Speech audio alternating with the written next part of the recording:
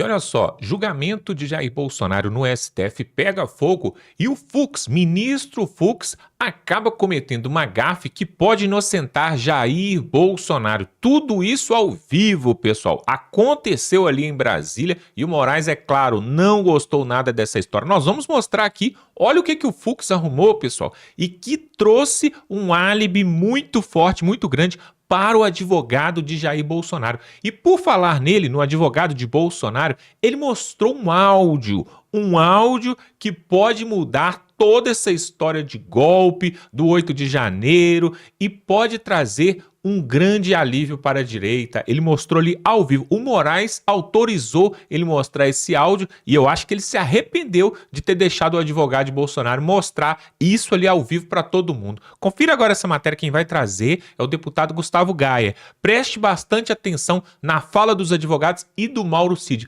Agora, o Fux realmente deu uma fora ali durante o julgamento e Moraes, claro, vai cobrar ele. Dá um like nesse vídeo, se inscreve aqui no canal. Se você não está inscrito nesse canal, tá perdendo tempo, nós vamos cobrir todo esse julgamento aqui. Se inscreva agora no canal, vamos para a matéria. Se você não teve tempo de acompanhar todo o depoimento do Mauro Cid, então não se preocupe que dá para resumir ele em 3 ou 4 trechos para você entender a gravidade do teatro que está sendo feito ali, o quão horripilante, o quão asqueroso tem sido. Vamos lembrar, Mauro Cid, várias delações que mudaram de versão. Depois faz o áudio, onde ele manda o áudio falando que estava sendo coagido, ameaçado. Aí tem a ameaça à família dele, à esposa, ao pai dele. Basicamente que eles seriam presos se ele não falasse exatamente o que o Alexandre de Moraes queria ouvir. Aí depois de tudo isso, eles tiveram a coragem de colocar esta pessoa, que é a única delação que eles têm contra Bolsonaro, e nem é uma delação lá tão boa assim, você vai ver, e colocaram ele para fazer um depoimento hoje. Na frente lá de todo mundo, tá? Atrás dele tá todo mundo que ele tá destruindo a vida dessas pessoas tentando se salvar. De certa forma eu sinto até pena da tortura que esse cara sofreu. Mas vamos lá, os principais trechos que vale a pena assistir separado é o primeiro, esse aqui, ó. O ex-presidente Jair Bolsonaro recebeu e leu esse documento? Sim, senhor, recebeu e leu. Ele fez algumas alterações no documento? Sim, senhor, ele de certa forma enxugou o documento, né? Ele enxugou o documento, basicamente retirando as autoridades das prisões, né? Somente o senhor ficaria como preso. O resto não...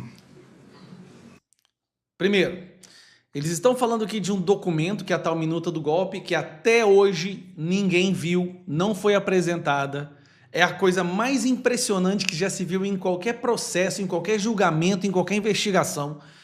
Um grupo de pessoas podem ser condenadas a 40 anos por conta de um documento que não existe e não é apresentado.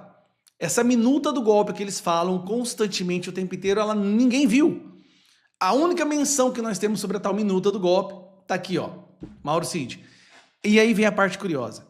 Na minuta do golpe, suposta minuta do golpe, que é uma decretação de estado de sítio que teria que ser aprovado pelo Congresso.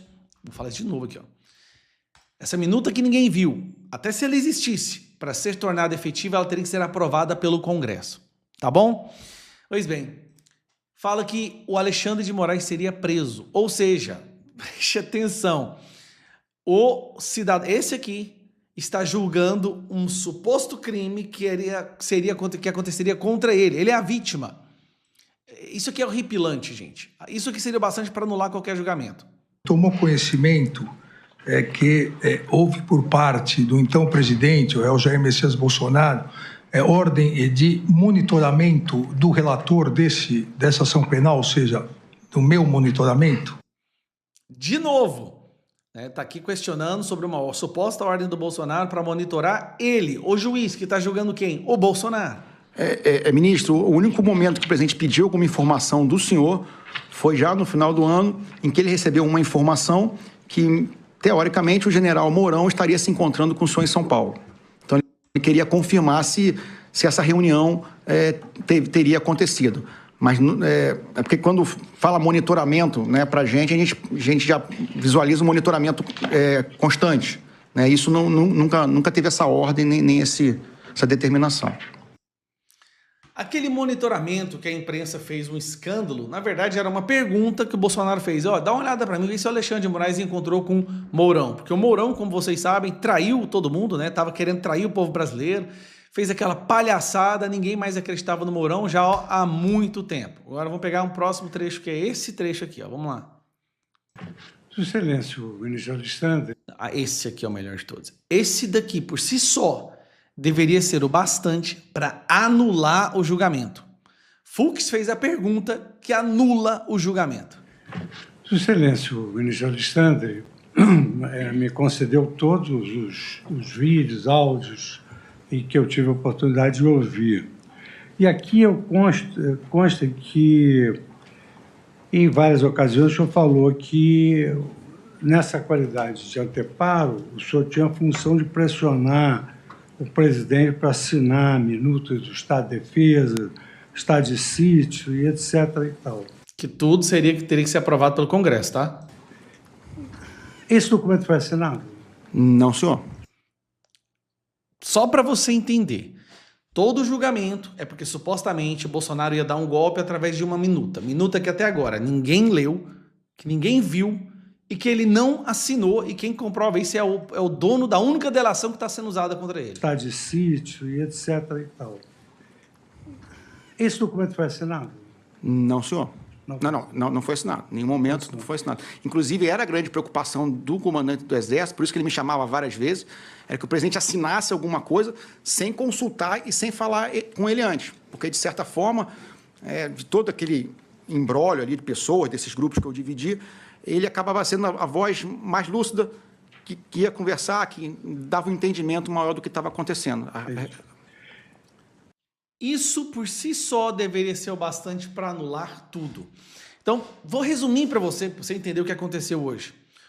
O cara que foi torturado, ameaçado, coagido, que teve várias versões diferentes, até que eles conseguiram aquela para usar como uma delação, tá? Faz uma delação com um documento que ninguém viu, que se existisse precisaria de ser aprovado pelo Congresso e que mesmo assim o Bolsonaro não assinou, mesmo com, e aí ele fala, mesmo com toda a pressão para que ele assinasse, Bolsonaro optou por não assinar e o documento ninguém sabe qual é, ninguém viu, só se sabe que entre uma das ordens do documento, do decreto, era a prisão do Alexandre de Moraes, que está julgando o caso. Se você encontrar um julgamento abominável desse jeito em Cuba, pode ser que você encontre. Em qualquer outro país democrático, você jamais encontraria uma vergonha dessa acontecendo no judiciário. Pois é, e agora sim, nós vamos ver aqui o áudio que o advogado de Bolsonaro pediu o Moraes para colocar ali durante a sessão. Até achei que ele não ia deixar, mas ele deixou. E para infelicidade dele, olha só a prova que ele mostrou aqui e que o Brasil agora, né, não há mais dúvidas, pessoal. Confira aí essa matéria. À luz da resposta dele, eu tenho um áudio aqui do telefone dele que está nos autos. Posso colocar? Por favor. Porque eu não sei. Ô, general, bom dia. Ontem o presidente, eu senti que ele já praticamente... acho que desistiu de qualquer coisa ou de qualquer ação mais contundente. Ontem, por várias vezes, ele comentou que o governo Lula, um possível governo Lula, como ele sempre fala, não daria certo, ele vai meter o pé pelas mãos, ele vai botar os servidores tudo contra ele, né? Tanto que ontem ele comentou e pediu para deixar tudo andar em termos de relatório, que não quer que ninguém fique pressionando nada. Ele conversou bastante tempo com o Valdemar também, ontem no começo da tarde. Ontem o general Pazuello esteve com ele dando sugestões, ideias de como ele podia, né, de alguma forma, tocar o artigo 142, né, alguma coisa assim. Ele me conversou, não quis nem saber, não deu bola, né, para que o general Pazuello estava levando para ele. Também deixou o general Paulo Sérgio tranquilo com relação ao prazo de entrega, o que vai ser escrito no relatório. Inclusive, deu até a entender que o que tiver lá tá bom, né, o que escrever tá ótimo. Né? O próprio aquele outro relatório da IVL, que deve estar saindo também, ele não quis pressionar o Valdemar, deixou rodar, né? E na conversa que ele teve depois com os empresários, ele tava o Hang, tava aquele cara da Central, tava o Meia Nigre, né? Ele tava o cara do Coco Bambu também, ele também, tipo, que ele falou, ó, o governo Lula vai cair de podre, né? E o pessoal ficou um pouco de moral baixa, porque os empresários estavam querendo pressionar o presidente a pressionar o MD a fazer um relatório, né, contundente, duro, né, para virar jogo, aqueles negócios. E ele mesmo já descaracterizou e já falou que talvez os empresários, né, vocês que vão se prejudicar muito com o Lula. Né? Então, presidente, eu queria O senhor perguntar... vai pedir aditamento da denúncia?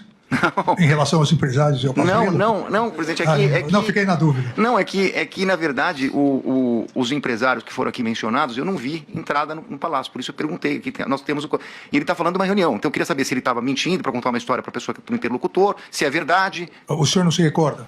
Não me recordo dessa Qual mensagem. a data? Qual a data? Pois é, mas não para por aí não, porque durante esse julgamento também, o Anderson Torres, aquele que foi preso, né, que estava saindo do Brasil, eles achavam que ele estava fugindo, aí ele foi jogou o celular na lata de lixo. Pois é, o Moraes quis interrogá-lo ali, né, e quis ouvir da boca dele sobre esse tal fatídico golpe, né, e aí o Anderson Torres, pessoal, trouxe provas ao vivo ali e mostrou, escancarou para o Brasil que essa narrativa, esse teatro que eles estão fazendo ali em Brasília é uma picaretagem e que realmente, pessoal, eu acredito que ao final desse julgamento, o Brasil vai saber da verdade, ainda que eles dêem uma condenação para alguns dos réus. Preste atenção no que o Antônio Torres falou ali na lata para os ministros do Supremo Tribunal. Anderson Torres está respondendo alguns questionamentos de Alexandre. Bom, vamos lá. O que fazer em relação àquele momento ali, ao que a gente podia fazer, ao que a gente não podia fazer. Havia todos os dias uma série de proibições e a gente ficava meio perdido, meio sem saber o que fazer. Eu vou continuar aqui no trecho para o senhor ficar à vontade, como disse, para esclarecer, se achar que é o caso, obviamente esclarecer em virtude do seu direito ao silêncio. Continua aqui entre aspas: se meta e eu lhe prendo, se meta e caça o seu mandato, questione, quer dizer, a gente não pode questionar, é o fim do mundo, senhores. Qualquer um aqui tem medo na hora que digita a senha, qualquer um aqui. Quem digita a senha do banco para transferir R$300 de uma conta para outra, não fica preocupado se essa senha está sendo hackeada? Que dirá um sistema desse tamanho? O senhor estava se referindo aqui, obviamente, ao sistema eleitoral. Com esse tanto de indício, a gente precisa atuar agora. E é isso que eu tenho buscado. Eu gostaria, se fosse possível, que o senhor esclarecesse isso. O senhor compara a senha do banco para transferir R$300, que poderia ser hackeada, que dirá um sistema desse tamanho. Com esse tanto de indício, a gente precisa atuar. Quais seriam os indícios? Volto naquela questão, ministro, das sugestões da perícia da Polícia Federal. Eu sempre me pautei com base naquilo ali. Todas as minhas opiniões colocadas foram no que eu li naqueles relatórios. Então, diante de um sistema tão grande, diante de indícios a todo momento, não sei se verdadeiros ou falsos, mas naquele momento ali era uma enxurrada de informações a respeito disso, e eu questionava ali a questão da implementação dessas medidas. Doutor Anderson, aqui é importante essa questão, porque qualquer do povo pode confundir indício com fofoca, com fake news, com desinformação. Mas o senhor, como o senhor disse, é delegado da Polícia Federal. O senhor sabe que indício é um termo técnico que corresponde a início de provas. O senhor tinha algum indício de fraude às urnas? Exatamente, eu não tinha, ministro. Tanto que, na sequência aí, eu achei aqui o pedaço que eu coloco, eu não estou desrespeitando poder nenhum. Não estou querendo atropelar ninguém, eu deixo isso bem claro. Eram só colocações pessoais minhas ali naquela reunião. Ainda em relação a essa reunião, lembrando, né, a todos que a reunião foi gravada pela própria reunião e os vídeos e áudios chegaram a partir da apreensão determinada por ordem judicial, apreensão feita pela Polícia Federal. Aí o senhor continua. Olha, cuidado com isso, cuidado com aquilo, esses cuidados têm 6, 7 anos que foi naquela live, voltamos à live, naquela live que eu li esses relatórios e eles iam lá desdizendo um monte de coisa lá. E quando eu li os relatórios, me jogaram para dentro do inquérito. Porque vai falar do quê? De um relatório de um perito criminal da Polícia Federal? Que há 6, 7 anos está dizendo, tem que fazer isso, cuidado com aquilo, o que foi feito, acataram isso, fizeram isso. Ministro, está mentindo aí, ó. tudo que foi falado, esse aperfeiçoamento foram colocados. Agora vem as Forças Armadas fazer uma série de observações. O senhor estava colocando em dúvida as urnas, porque aqui, inclusive, o senhor foi ministro da Justiça e é delegado federal de carreira. Foi criada, e vai ser esclarecido isso na ação penal, foi criada uma narrativa que existia um inquérito requisitado pela então presidente do Tribunal Superior Eleitoral, a ministra Rosa Weber, que depois veio a ser a nossa presidente no Supremo Tribunal Federal, e que esse inquérito trazia várias fraudes e uma narrativa falsa, uma desinformação, tanto que, a pedido da própria defesa, esse inquérito está juntado nos autos, a pedido das defesas. Aqui nesse trecho, o senhor que acabou de dizer em relação à live e depois confirmou o seu depoimento da polícia, que nunca teve nenhum indício, nenhuma prova de fraude. Na reunião, o senhor estaria incitando a questão de fraude? Eu queria que o senhor esclarecesse isso. Negativo, Excelência. Aqui eu volto e falo da live, das recomendações feitas pelos peritos da Polícia Federal.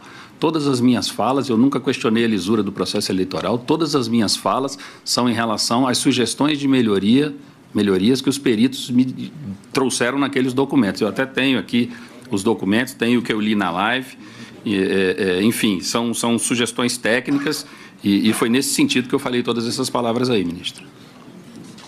A denúncia, a acusação feita pela Polícia Federal, a acusação feita pelo Ministério Público, pela Procuradoria-Geral da República, com base na investigação feita pela Polícia Federal, coloca, inclusive, a existência, já foi recebida a denúncia aqui pela primeira turma, o núcleo 4, que é o núcleo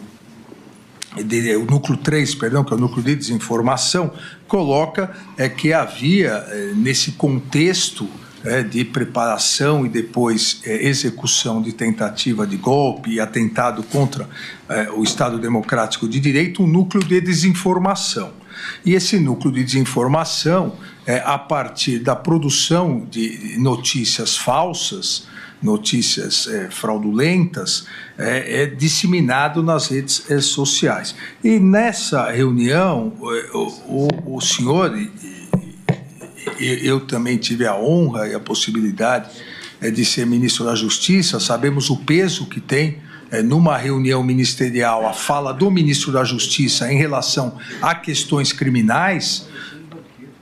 O senhor diz, abre aspas, mas estamos aí, presidente, desentranhando a velha relação do PT com o PCC. A velha relação do PT com o PCC.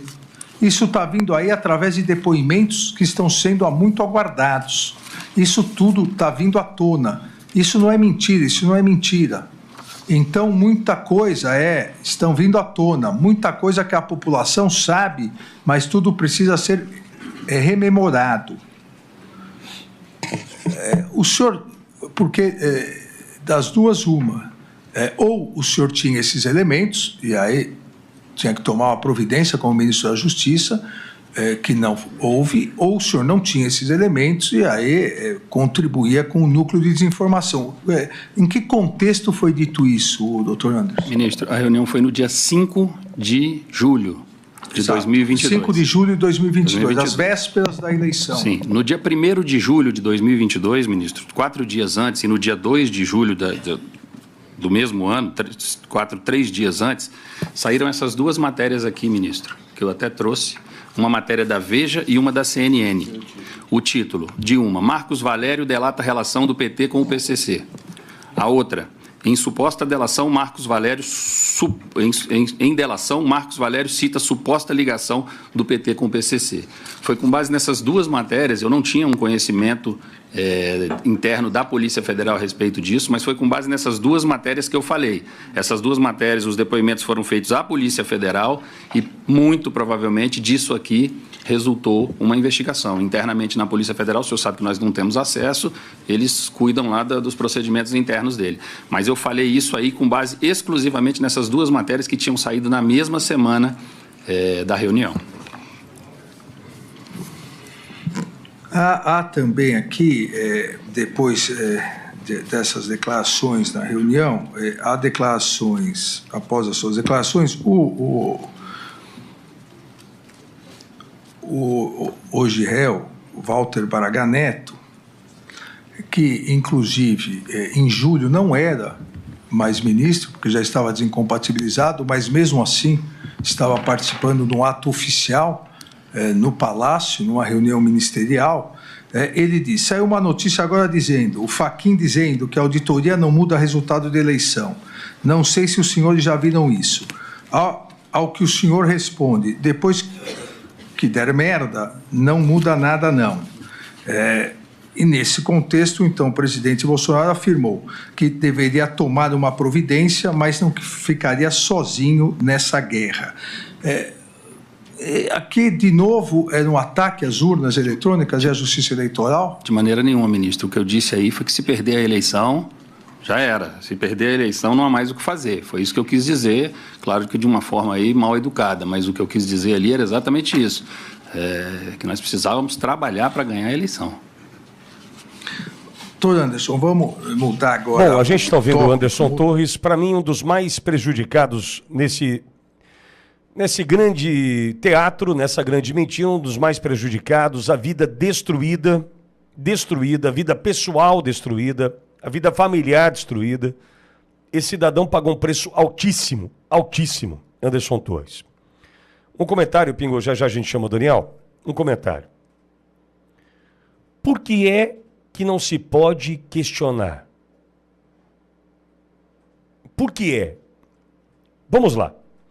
Eu vou pegar 2 pontos.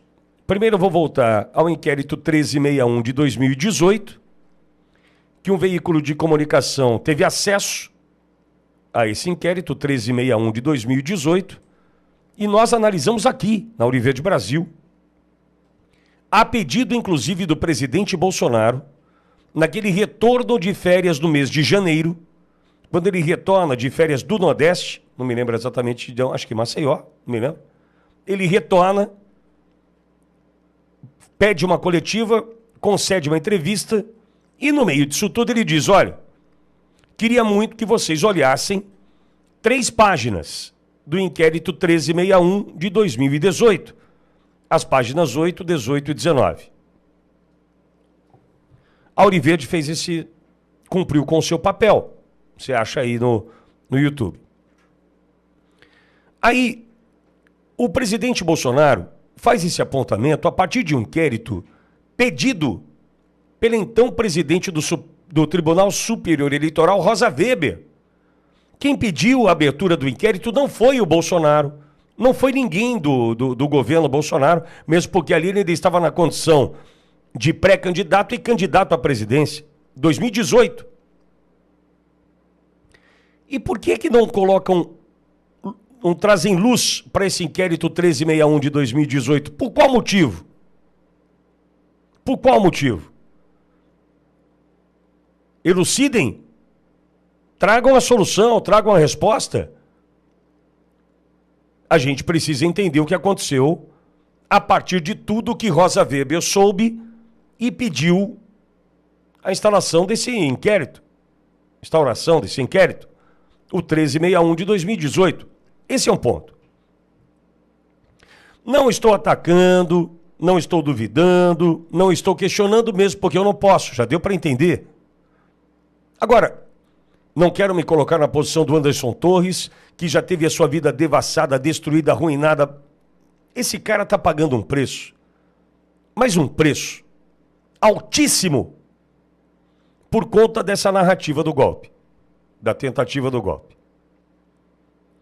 A questão é, eu não estou olhando para 22, eu não estou olhando para 18, o que passou, passou. Se Bolsonaro poderia ter sido eleito no primeiro turno ou não de 2018, se poderia ter... Não estou discutindo. Tanto é que eu não estou aqui pedindo golpe, eu não estou tentativa de golpe, eu não estou pedindo nada. Mas, já que existe tanta dúvida, e já que esse senhor, ministro Alexandre de Moraes, se sente tão incomodado com as dúvidas que chegam, eu vou lhe propor. Acabe com as dúvidas. Acabe com as dúvidas. E o que fazer para acabar? Aprimoramento do processo. Não entregar o que há de melhor e mais moderno. Pode sugerir prevaricação. Não pode? Eu deveria fazer, mas não fiz. Eu sou um servidor público, eu sirvo ao povo. Mas acho que eu não vou fazer. Isso é prevaricação. Sugere prevaricação eu imaginar que existem hoje meios de aprimorar o processo e o Brasil foge do aprimoramento do processo. Eu não estou duvidando de nada, nem posso. Eu gostaria, então, das respostas para o inquérito 1361 de 2018, fundamentais as respostas, dúvidas colocadas ali, inclusive, por Rosa Weber, e olhando para 26, não posso falar o resto, o aprimoramento do processo. É só isso. Agora, entendo, hein? Preciso ter empatia. É difícil. O exercício de empatia não é mole, não. Eu preciso ter empatia. Em que ponto? Eu preciso olhar para o Anderson Torres e falar, eu sei que a vida desse cara está destruída por conta da narrativa da tentativa de golpe, ok. Mas eu adoraria dizer, numa situação como essa, e eu estou respeitando o Anderson Torres, hein? Mas eu adoraria dizer, o senhor poderia me quebrar o sigilo do inquérito 1361 de 2018, Excelência? O senhor poderia oferecer à população brasileira a possibilidade de aprimoramento do processo? Só isso. Eu adoraria fazer isso. Se eu faria ou não, diante de uma situação como essa, do Anderson Torres em especial, vida destruída, vida pessoal, saúde destruída, tudo destruído, vida profissional, o cara está destruído. Ele decide, não é? Tá aí, pessoal. Realmente, depois da fala do Mauro Cid, negando todo e qualquer tipo de ideia ou de arquitetura de golpe, depois da fala do advogado de Bolsonaro, que mostrou esse áudio ali falando, né, e identificando que realmente Bolsonaro nunca quis dar golpe. Ele foi até instigado pelas pessoas que estavam à volta. Você não vai fazer alguma coisa? Precisa fazer algo? Vocês imaginem, pessoal, imaginem a pressão que esse homem sofreu, tanto quando estava aqui no Brasil, quando depois que foi ali por volta do finalzinho de dezembro, foi para os Estados Unidos. Imagine a pressão psicológica de manhã, de tarde, de noite, que os assessores, alguns militares, várias pessoas estavam à volta dele, estavam fazendo a pressão. E você não acha, em momento nenhum, uma fala ou algo escrito, um documento de Jair Messias Bolsonaro falando em dar golpe. Não existe isso. Só isso seria o bastante para acabar com toda essa novela, com todo esse mimimi e partimos para resolver aquilo que o Brasil precisa realmente. Sabe o que o Brasil precisa? É que aqueles anistiados lá, aqueles patriotas que estão presos lá, sejam anistiados. Sabe o que o Brasil precisa? É de acabar com essas viagens do Lula que está gastando milhões e milhões. Sabe o que o Brasil precisa? É de fazer uma reforma tributária e acabar com esses juros, com essa inflação e com esse tanto de taxa que o ministro Taxado está criando. Isso é muito mais importante do que ficar caçando aí chifre na cabeça de cavalo. Olha só, pessoal, preste atenção. Não existe uma prova, um álibi de que o próprio presidente Jair Bolsonaro queria dar um golpe. Não existe. É lógico que algumas pessoas que estavam à sua volta, assessores, militares, até generais, pode ter cogitado isso, sim, tomar uma frente, fazer alguma coisa, tomar uma iniciativa, porque o povo, a população estava cobrando na frente dos quartéis, estava cobrando nas redes sociais. Então é lógico que os assessores, alguém pode, sim, vamos invadir, vamos fazer.